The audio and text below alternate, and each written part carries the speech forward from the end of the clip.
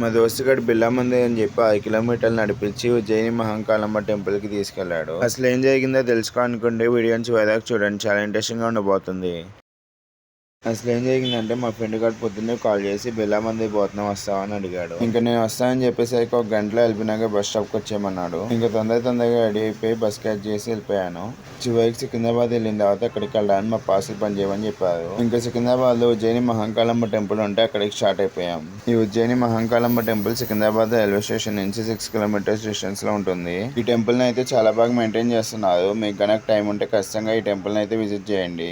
మీరు ఎప్పుడైనా ఈ ప్లేస్ కి విజిట్ చేసారో లేదో కామెంట్ చేయండి. టెంపుల్ మొత్తం డివోషనల్ వైబ్ నిండిపోయింది. నాకైతే వచ్చే విజయవాడ ఇంద్రకీలాద్రమ్మ గుడిలాగా అనిపించింది. ఇంకా తర్వాత మా దోస్తు గారి ఫ్రెండ్ కిమ్స్ హాస్పిటల్లో ఉన్నాడంటే వెళ్ళాము. ఢిల్లీలో నుంచి తీసిపోయారు. రోడ్డు మీద నడవండి అంటే ఒక్కడి కూడా నడవడు. గూగుల్ మ్యాప్స్ లో చూసుకొని అయిపోయారు. అదేమో ముందుకెళ్లాల్సింది వెనక్కి, వెనక్కి వెళ్లాల్సింది ముందుకి, అసలు కన్ఫ్యూజ్ చేసి పెట్టింది. వెనక్కి వెళ్లాల్సింది ముందు చూపిస్తుంది. తిన్నంగా పోయి ఉంటే తొందరగా పోయేవాళ్ళం. ఇప్పుడు కిలోమీటర్ ఎక్స్ట్రా నడవాల్సి వచ్చింది. ఇవన్నీ మాతో ఎప్పుడు ఉండేయలే కానీ మళ్ళీ నెక్స్ట్ వీడియోలో కలుద్దాం. సబ్స్క్రైబ్ చేసుకోవాలి ప్లీజ్.